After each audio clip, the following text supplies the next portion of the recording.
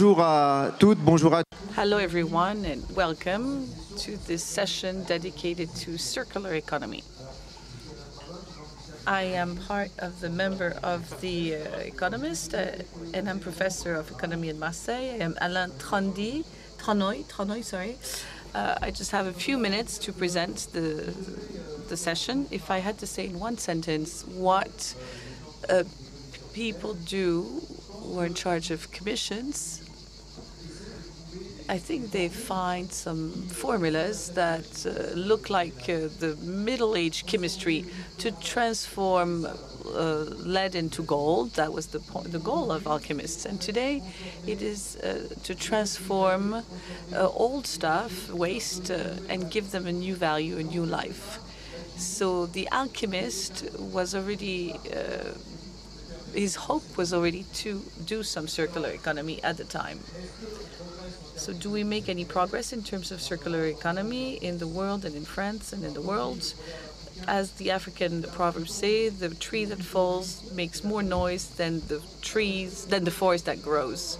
So are the entrepreneurs of circular economy, are they making that much progress? According to the numbers, the figures of the Environment Agency, this progression is fairly mild and is happening with a growth rate that is still fairly low. I'll just give you an example. When you measure the part of products that are manufactured a particular year, what is the part of material that come from a former production cycle? This agency, this European Agency for the Environment, gives you the number of 11.6% for Europe, which means that 10% more or less of products that use some materials that have been used before in previous manufacturing processes. So it's fairly low. So we could see the road that we still have to, that is still ahead of us. As I said, the production pace is such that in the previous decade we went from 10 to 11%. So the progression is very mild at the European level. And that's the reason why in France, with the recovery plan, we had 370 million euros that were allocated to projects of development for circular economy. And the goals are very ambitious at the European level. It is to double this share. I give you the number of 11.6%. We have to go to 23%. That is the goal. So is France performing well in this circular economy landscape? Yes.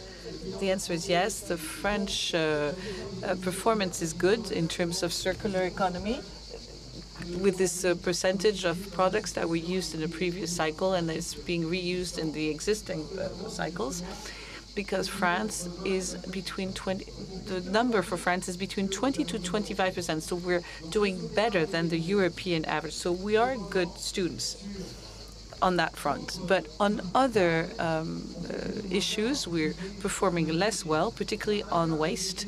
A fourth of the waste is still being moved to dumps, to public dumps, whether in Europe it's only 16%.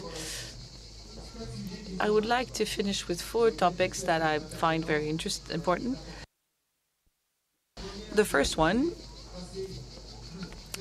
I gave you the European outlook, what's going on in developing countries and in emerging countries.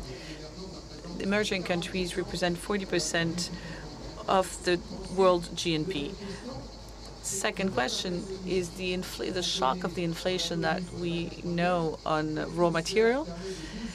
Is it boosting the circular economy or not? That's the second question. And then there's the question of financial resources. When an entrepreneur goes up to a bank to find some ways to financing, is he welcome? And the fourth question is the question on public authorities. Are public authorities doing enough to generate a virtuous circle of circular economy? And could the fiscal instruments such as bonuses could not promote more circular economy. So I'm going to give the floor now to Gaël Flétou, who will be moderating this roundtable. Gaël, you have the floor. Hello, Alain. I'm delighted to be with you. We have a very good panel of speakers to answer those challenges. And to begin, we have Gwenola Chambon, who's the co-founder and managing partner of Vauban Infrastructure Partners. We have also Cyril Garcia with us. You are responsible for CSR and board member of Capgemini. We also have Lucie Bache, who's the founder of Too Good To Go. And finally, Inde Ben Miloud, you are the president of the Algerian think tank. So in terms of circular economy, we need to have a number of paradigms, particularly on the offer side. So I would like to start with you, Gwenola Chambon, so you can tell us how the challenges of circular economy have fundamentally changes the infrastructures and how the criteria for selections are not the same as before. At the infrastructure level, as you said, the challenge is that today we consume much more material than we can bring back to the economy. We're talking about 7% versus 9% a few years ago, which means that it even gets worse, and we are not going in the right direction. Why? Because humankind lives beyond this mean, and we can't afford to live anymore on a planet that doesn't give us the resource that we need. In terms of infrastructure, we're at 1/3 of consumption of material worldwide. Material to construct or to disconstruct. We are a big producer of greenhouse gas. We're at 79%. So we're a big polluter.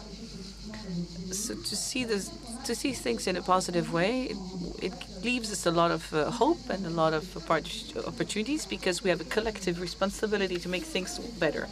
If we look at under the regulation aspect, historically, in 2009, it was a niche topic. Regulation would address recycling, circular economy, only on the theme of waste. Everything that is being thrown in the bin, what do we have to do about it? Stop putting them in dumpsters. But it was very niche. In 2015, we started thinking about a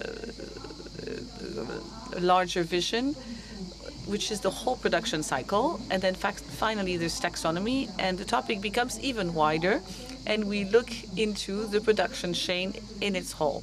So we can look at an economy such as a donut-shaped economy. So we start with the conception phase. We're going to ask people to build buildings with a real design approach, where afterwards the materials can be recycled. For the last 40 years, we never wondered about the future. We had energy that was a very wide supply of energy and a cheap supply of energy. So now there's a real general wake-up call. And what does the crisis do? It basically shakes us up and asks us to have a common reaction, a common mobilization. So we're leading a research with Vauban, with Altermind, that unites 40 company managers that are getting together, and they're trying to identify the factors that are going to make things move. So in terms of innovation, we have a lot of projects on eco-design. We can see it on the road. We have some testimonies from Vinci, from Sacyr, which created some asphalts that incorporate techniques made on used tires, from used tires that make them more sustainable. So we're moving into different uses, a holistic approach with using less material, that longer. Because we have to break the concept of, we'll build something that is going to become obsolete very quickly.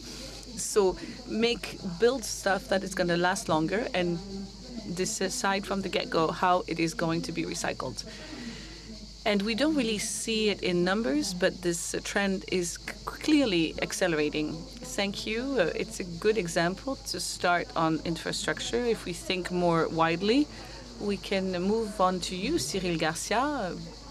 You are part of the board of Capgemini, which is the company that helps companies to go through their digital transformation. So what can be done to completely change the offer of products and services to build a circular economy? What types of value should we give to this economy so they have a return on investment that is that meets their expectations? Thank you. First of all, I would like to thank Jean-Laurent Lorenzi, Jean-Hervé Lorenzi. If we don't do anything, we're going to crash. So I hope we're all mobilized, and we have some economists, some young economists at Capgemini, who have started to describe the notion of inside circular product. And I think that's an interesting framework to define the circulation, the movement of goods and services, and also to talk about the notion of sovereignty.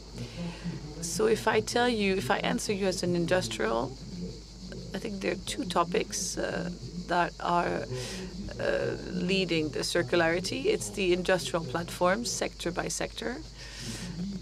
And there's a question of regional platforms, the regional clusters that are very important to all the conversations here in Aix. So on the first point, it's about value development. We see it on the aeronautics sector. We recycle some spare parts for airplanes. So that's a challenge for biodiversity and emissions. And from the beginning of the traceability, by the use of data, by recycling and selling back the parts, because it's a matter of valorization. We're not just looking at recycling, but at reusing the pieces, the parts. And we can see that some markets are emerging. So it's a value creation. It starts very timidly, but it will accelerate. We see a number of worldwide players that are starting to invest on that. And then there's a question, the regional aspect, which is very important. We see some regions that will specialize. The north of France, for example, will specialize on the gigafactories for batteries. It's not about creating new plants. It's about tracing the components, and there's a European regulation on the passport of the battery, and the goal is to impose circularity on those components. We can also anticipate, we're not very far from Marseille, but on the question of retrofit for the aeronautics industry and the naval industry, we will have to integrate hydrogen in some hulls, boat hulls. So we'll have to recreate some different ways of welding. And so I think it's a combination of those two dimensions, the sectorial movement, because we don't have any choice, and the regional movement that will be financed. You all saw the huge move in the U.S., billions to build some clusters, region by region. It feels like we're being in a socialist kind of plan. I see some people smiling in the room, but I firmly believe in those two aspects. And we talk a lot about the climate tax, but this is the hope to create an economy that is going to be net zero at a very soon horizon. The climate tax, hydrogen, gigafactory, carbon capture will be circular or will not be. So we have no choice in the matter. And finally, to try to answer Alain's question, there are two accelerators. The first one is technology is here, the technical platforms, onboarding data. We can guarantee their replicability. And I believe that bankers and donors have an interest to get into this circularity battle. They should be more intrusive in operational models of their clients. First, because regulation, as Gwenola said, regulation is coming, so we will not be able to do whatever we want and finance whatever we want.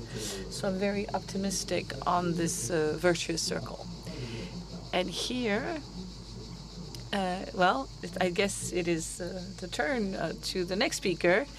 we're going to change sector. So we're going to move on to the food sector with you, Lucy Bash. You are the founder of Too Good To Go. It is an app that I believe a lot of you know now. It's anti-waste, food waste. And I would like you to tell us how you managed to grow a model so that it could be efficient. Today you operate in 17 countries. In France, you have 15 million users.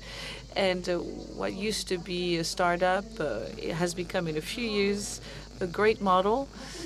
Can you tell us how you can change, can you ramp up and scale up, and how you can convince the players of the food and retail sectors? Hello, everyone. I faced the problem of waste very early on, and I worked in production plants, and I was told about the food chain, and some people even showed me the food chain on a linear manner.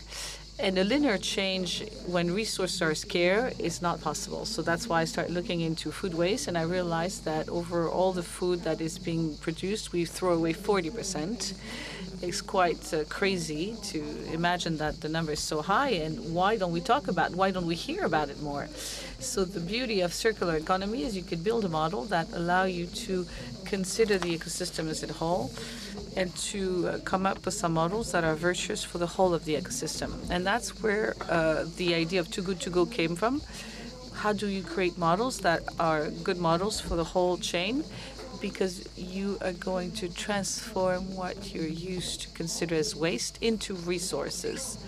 And in terms of value creation, you can break it down between all the actors of the change. For Too Good To Go, we consider that the product is necessarily thrown out at the end of the day. How do we make it available to people who are shopping nearby? So how do you connect the right people at the right place so they can act together and transform a waste into a resource and to generate some value in the societal and economical sense of the word? So once we've identified this win-win model, and I can assure you that you just have to think about it often to find new models, just because we accepted to have bad habits, but if you start having good habits, it's very easy to put in place. With Too Good To Go, we felt a very strong attractivity, and that's where we grew very fast, because when the retailer was used to throw away these products, and he discovers that there's new flow of clients that are going to buy his products, and so he gets some additional money. And when a consumer pays a third of what he would have paid 10 minutes before, and we have an economic model that is perfectly aligned with our environmental goals, because our goal is to measure the number of meals that we saved. So it's a common interest to see this business grow. So we started the business 7 years ago. Today we save 3 meals per 7 seconds. We have 15 million of consumers in France. We could hire 1,200 team members that are actually fed with a number of meals that we save, and we saved so many meals from being thrown away. When we wonder how we can take it a step further and how we remain relevant, because the model of Too Good To Go today is well known now, and there's a real thinking on how we can scale up this model. Our only competitor today is the bin, because the more Too Good To Go's will be in the world, the better it will be for the humanity. How do we remain relevant? We go back to the two fundamentals. How do we consider the whole ecosystem, and how do we hang on to our mission, which is to reduce food waste? So we worked a lot with the local retailers and the big players. We also work with the industrial companies, because we realize that food waste happens at all stages of the food chain. So our vision is still naive. We just want a planet where every food created is being consumed. So we want to provide solutions to the consumer, to the distribution, but also to the industrials. So we launched in a number of countries a solution so industrial companies can send directly to consumers products that would be close to their expiry dates, that have maybe a small flaw in the packaging. All these products have a value, and us as consumers, we're very proud and economically positive to fight against food waste. And that is the whole challenge for me today for the companies who are playing in circular economy, is to align our environmental, economical, and social goals and to capitalize on these three pillars to change things around and to start thinking circular instead of linear, which has led to a world where we wonder today how we're going to keep having the necessary resources to feed ourselves and feed the rest of the world and all the other economies, not to have to end up with frugality. So this question is very important. And you can see the applause that you get in the room. What's happening in Algeria, in Ben Miloud, your chairwoman of CARE, which is the circle of action and thinking for companies. It's a think tank, and you look at improving economic and social conditions in Algeria. What role is circular economy playing in your country, or can it play in the context of globalization? We talked about it when we had our first chat. Thank you, Gaël, to give me the opportunity to tell me what Algeria is doing in that field. The adventure of green economy started very early in Algeria, over 30 years ago. The awareness came in 1992 when we signed the Convention of Biodiversity. But as you know, the events of the Black Decade have kind of stopped the momentum. And it's only at the end of the years 2000 that the state has started to rethink the environmental strategy with a number of texts of law, particularly on waste. And we are not a country with a major industrialization because we bring a lot. We bring a lot in from Europe and elsewhere. 2 billion plastic and 1 billion cardboard. So then all the stuff needs to be recycled, which is not easy because in waste recycling, we're really only looking at a 12% result. So there's a market of 300 million euros for this market, and circular economy. We started talking about it really, as everywhere else in the world, I believe. It's a theme that is still very novel. In the year 2016, when we signed the Paris Agreement, and 2018, Algeria organizes the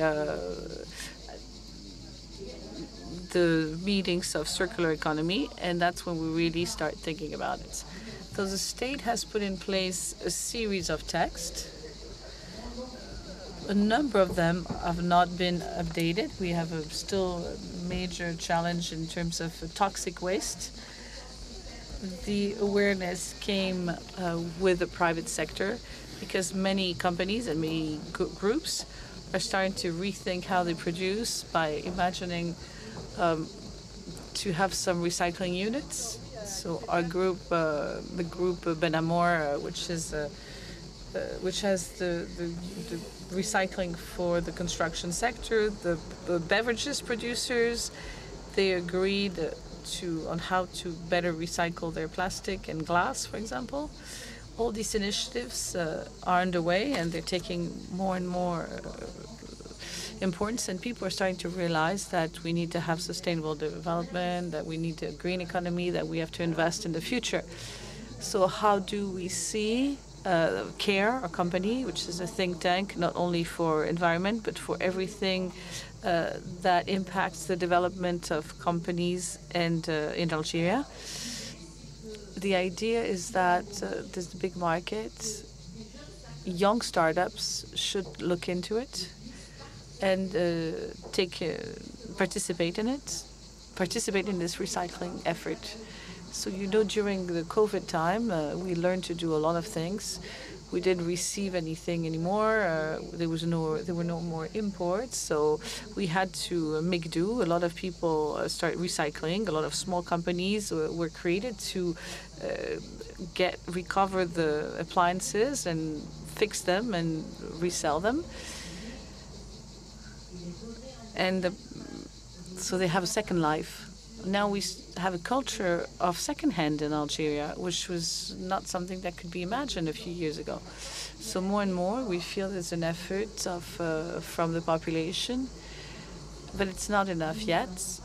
And we don't have the necessary population to sort the waste, and that remains the big issue. The cities and towns do the work and they try to get the population involved, but the whole mentality has to change. But we don't really have a choice today. We really have to get involved ourselves as well. So the model to follow, very honestly, I think that we need to all take part in it. In Algeria, we pollute just a little bit the world. It's more the big industries that you need to talk to, and it's up to them to come up with solutions that are interesting as well for emerging countries such as ours. There are some products today that the future with artificial intelligence may help us, emerging countries, to shorten the cycles to produce. And we hope to capitalize on the experience of European countries or other countries that have a real policy for this circular economy. Thank you very much. You were telling me about consumers, this paradigm. It's unthinkable without changes in behaviors and uses. How can we respond to this challenge to involve the consumers and understand their expectations? Cyril Garcia, you're right that the cultural obstacle is important. As Hinda said, how do we change from these 70 years of people being conditioned to act in a particular way? I spend, therefore I am. I buy, therefore I am. That kind of attitude. This is the subject we need to talk about. The question of the supply chain, which becomes a supply circle. These are technological issues and financing issues. The big subject is the cultural issue. So for companies and marketing and communication departments, how do we change over? The good news is, as you can see in your company, when you do consumer research, there's now a strong awareness. The majority of people are aware of the issues to do with food, clothing and packaging. That's the good news. People are aware of the importance of having more determined action to change the way that they consume goods. But they also highlight blockages, the lack of transparency. Am I certain that this label is actually valid? This is something I'm sure you've come across. They also come across problems to do with cost. I'm not saying it's only the job of people who are in charge of marketing to do that. I think that in companies, we are part of this change, and we need to promote this cultural change in the use of PCs and servers that have been recycled. This has an impact. We have 360 employees around the world. Today, we've got above 20,000 PCs that have been recycled. That's still to be achieved. So how do we put greater pressure on the suppliers and the big suppliers in this world to achieve this level of recycling? And also, to participate in the struggle, how do we get the government to put the pressure on public procurement? That's important in France. This is a struggle that we're beginning, where previously customer satisfaction was everything. It can also be the case even now. The most important thing was customer satisfaction at any price, and we've been burning the planet because of that. So how do we change that cultural attitude? That's the important issue. I can answer to that. We very quickly looked at this from a societal level. If we want to have a planet without any waste, how do we create societal marketing? I was saying earlier, we have 80 million consumers who use our app. It's one of the most downloaded apps in the world. So it's not you going to be able to use conventional marketing to have these 80 million users. We could have had a huge marketing budget. We still wouldn't have been able to achieve that. What we did was we said, how do we involve all of our ecosystem in the reduction of food waste? The ecosystem today for food is a situation where you have the consumers and the companies working in the food industry. You have the people placing public procurement orders, and you have the children, the future consumers. How do we make sure that starting from school, people start to talk about food and understand the impact of food on health, on the environment, and on well-being, and on biodiversity, etc. So with Too Good To Go, we asked ourselves the question, how can we have a concrete impact? And so we decided to talk more about preventing food waste. So this we had more people becoming interested in this subject and finding solutions, therefore becoming consumers with Too Good To Go. Let me take a few examples. Today, the consumption dates represent 20% of food waste in Europe. The consumption dates means best before date, or there are two types of date: best before date or must be consumed before. 50% of consumers didn't even know there were two types of date on the products. And they didn't realize they meant completely different things. One thing means best before. It's a question of the quality of the product. You can still consume the product after that date. Up to 3 dates, it still can be sold. Except that people don't differentiate between that and a product that has to be consumed before a certain date. The distributor removes the product before the best before date before the ultimate date of use has arrived.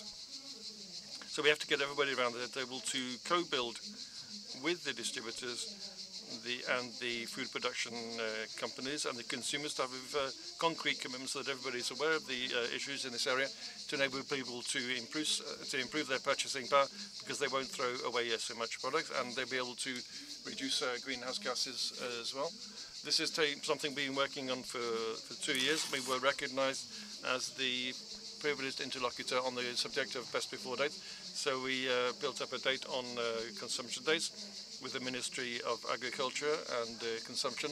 And you can't imagine the number of press articles we were able to have on the Good to Go Pact, who is reducing food waste thanks to this work on the best before dates. There were reports on TV and on a number of other events which made it possible to improve the credibility of our approach and also to promote our cause. So journalism still has a role to play then. That's good.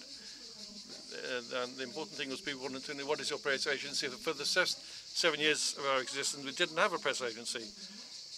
And we were told, well, if you don't have a press agency, 9 months later, nobody's going to contact you. In fact, we are still contacted by a lot of journalists who want to talk about this application.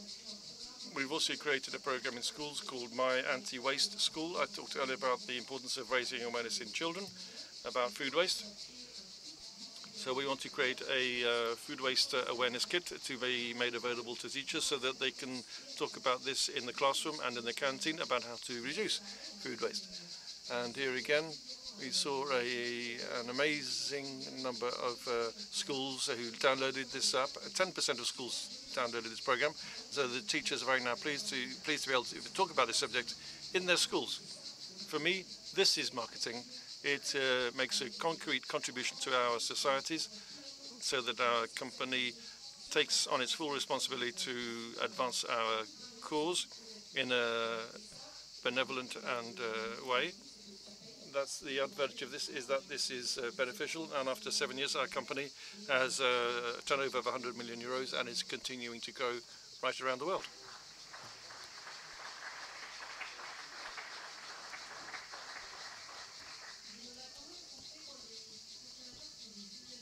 What do you do when consumers are using an infrastructure? The challenge for us is a very good report on this, is the GAPS seniority report, which gives the figures on the world level. If we think about this historically, what has happened, In 18th century, the rate of urban development in the world was 10%. In the middle of the 20th century, it was 30%. And in 2007, according to the UN, we became an urban world. For the first time, urban development represented more than 50% of the population. Today, we realize that in less than 30 years' time, 2.5 billion more people will be in urban areas. This is a big challenge because the consumption patterns are going to change. We're not all at the same levels of development. Some countries are having huge population growth where the cities are becoming very large in a small period of time. We have to manage that, and the infrastructures are necessary to house people, to give them an infrastructure which will enable these people to live in good conditions in cities. For us, the challenge is to manage adaptations according to the needs of populations. So if we're talking about cities that are creative, we have to support them with innovations to give us the means to create infrastructures that will be recycled. On the other hand, our developing countries are the big consumers of materials and who have to make a big change in our uses.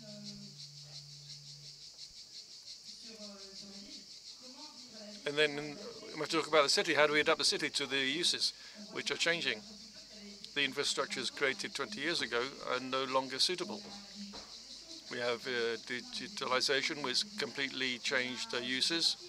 We have car parks in the city centers, which are no longer of any use, which have to be redesigned. We have to reorganize green spaces in the cities and increase green areas, because when you have torrential rain falling on our cities, we can see that the water evacuation systems are no longer appropriate. So we have to redesign cities. This isn't something you can do alone. We have to do this hand in hand between private and public sector. The public sector can provide regulations and incentives and subsidies and means of having some traceability so that consumers can understand that you have a degree of incorporation of waste into a building or even a product. And this transparency is necessary. You have to have incentives. You have to push industry upwards. And this is done through territorial planning and hand in hand between public and private sector. There are big challenges in Europe. We believe that 150 billion euros of investment are needed. And this is a big gap that has to be funded every year to be able to achieve a sustainable economy. And in Algeria, how do you deal with this? Our problem in Algeria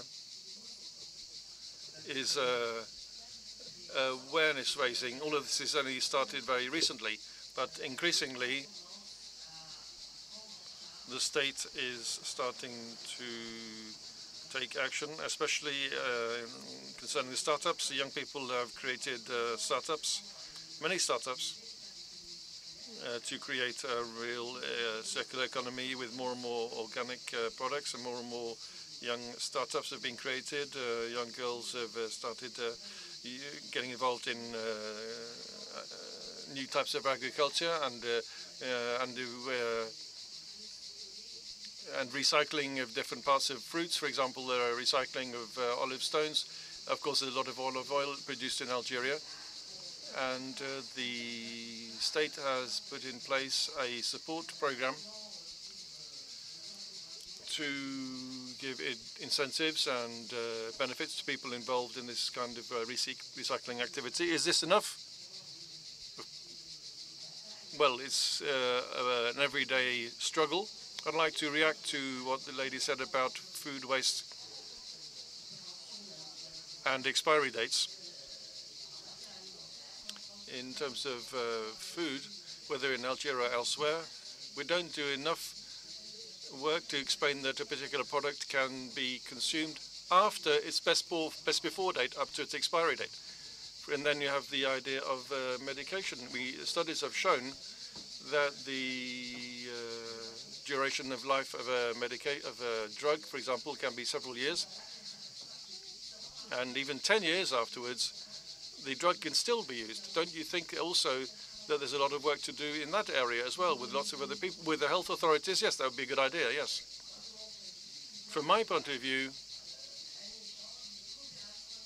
there should be international cooperation. Algeria alone cannot do it. What it will be able to do with civil society and a lot of private companies is to raise awareness amongst the population. That's the most important piece of work we have to all do, and I think, as we have said, there's tax incentives as well. I have to say that if there is a green production product, incentives should be available. We already have schemes to help people create companies with the tax breaks. Perhaps it might be interesting also to develop this green project further.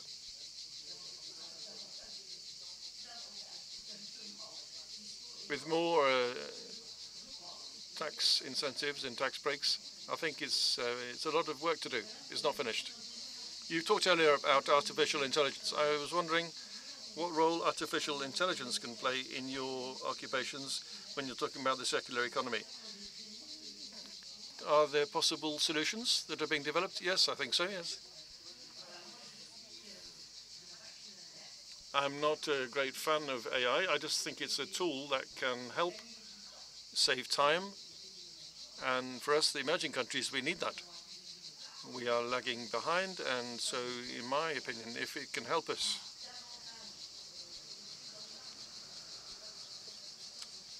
do concrete work in this area, I think a lot of people in Algeria are aware that something needs to be done. From my point of view, this could make a big impact to help us catch up because we've been lagging behind. From you, Lucie Vacher from Too Good To Go. Well, what I'd like to say, before we talk about AI, we need to talk about intelligence by itself. Today, we are in a system where we are in routines which are totally unacceptable and absurd. When I say 40% of the food we produce is wasted, we are an intelligent people. How is this possible? For me, in a food chain, we have to understand what we are eating every day.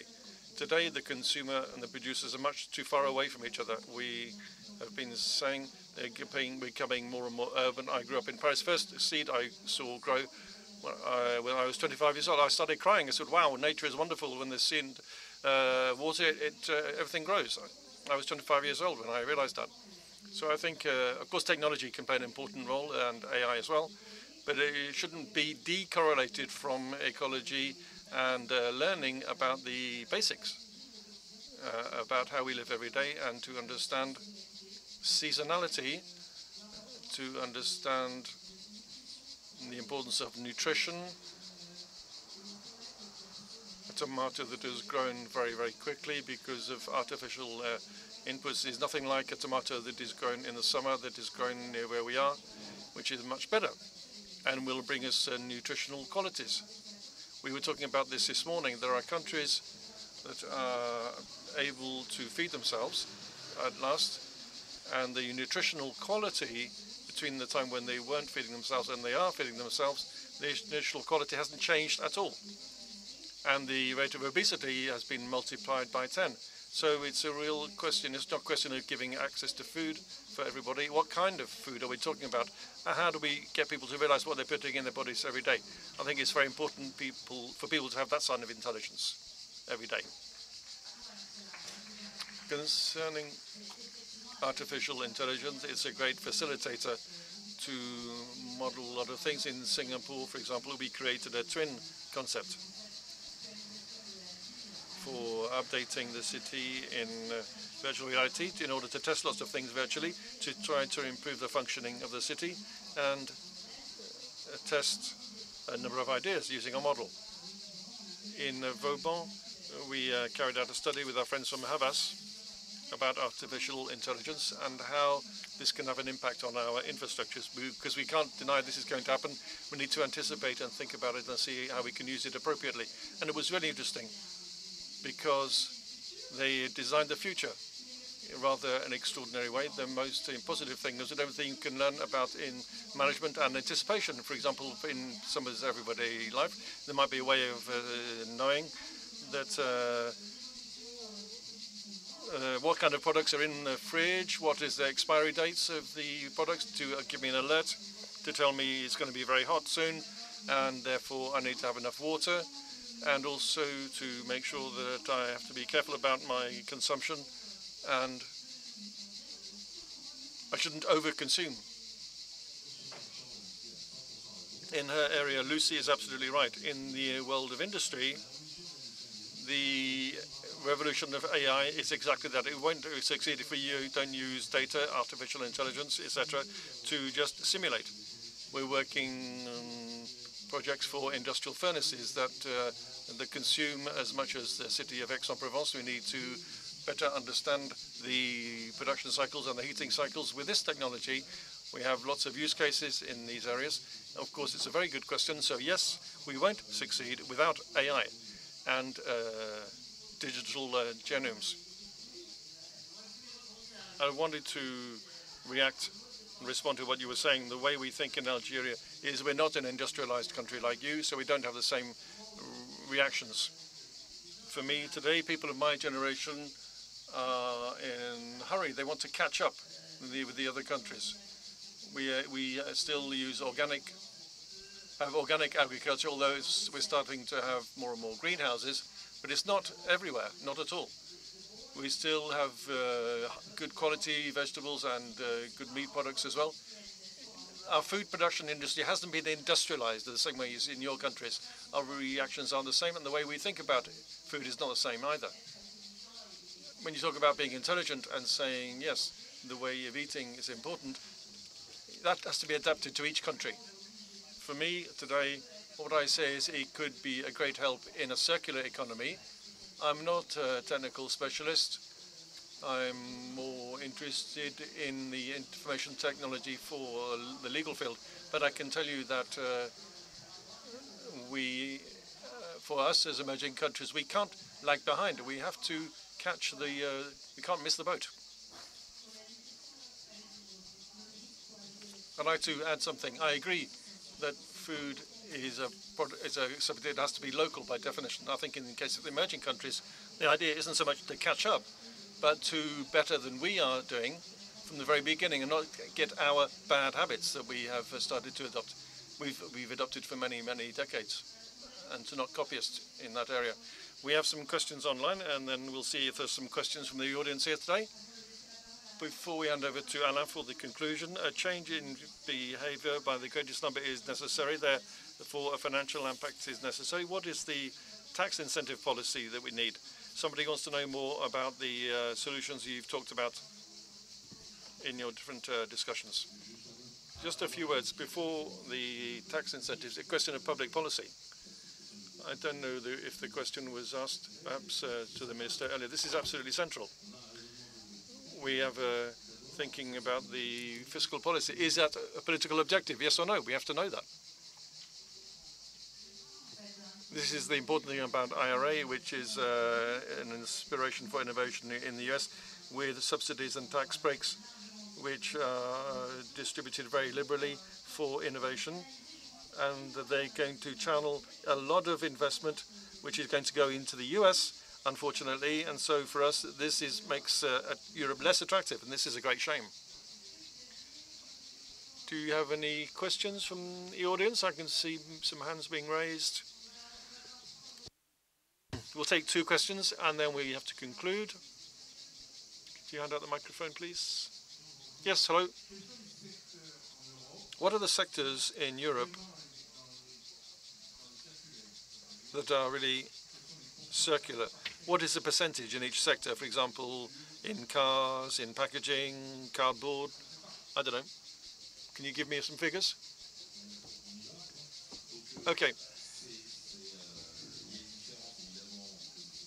You're all familiar with the car industry. The most advanced sectors here are at about 35 or 40%, and the heavy industry sectors are at 5 or 10%. And another important thing is the question of recovery. Recycling is one thing, then you have to recover and put things back into circulation and re-commercialize. That's the important thing. Today we're just at the beginning of this story.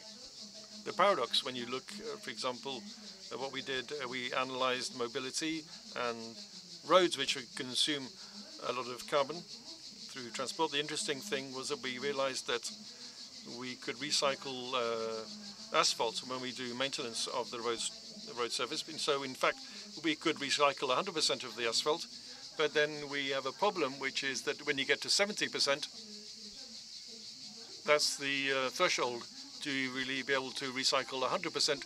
You generate too much energy consumption, and it's absolutely devastating. So we have to find the optimum ideal amount to be able to recycle 100% without it having too much impact on the carbon footprint. That's why we are advocating the use of interior circular economy products to give the industries indicators so that you don't only measure the creation of wealth, you also measure the value of this circularity.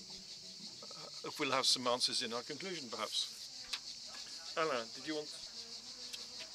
you want to conclude, Alain? We don't have much time left.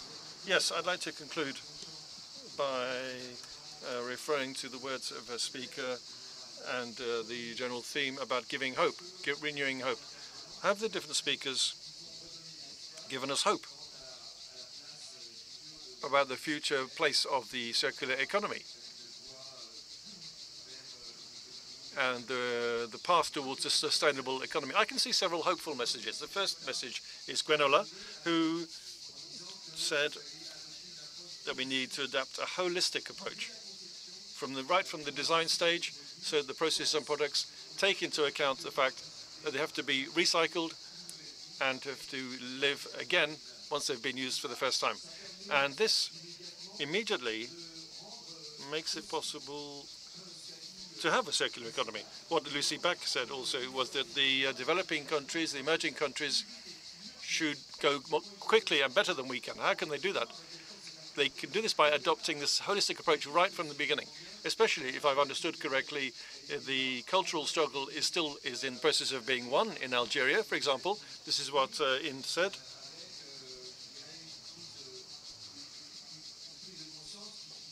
Talking about the increasing awareness. The second big idea is the one that was Cyril mentioned, saying that technology is there.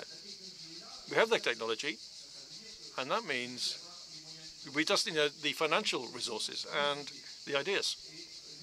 And Lucy Bach said, we just have to think a bit. Think of what exactly? This idea that we're throwing away food, we all know about that. I was wondering, what is the super original aspect of this approach, which has been very successful? Noted that all of you have applauded Lucy whenever she spoke. I think it's a fact that a business leader has started to adopt the strategy of an activist. What have you done? You pinpointed a practice to do with the expiry dates and best before dates of products, which went against the circular economy. And you have used two means of leverage. First of all, you made the public authorities aware of this issue, which is the important thing as an activist. And secondly, who made the leverage? It's the press, the media. They were the second lever.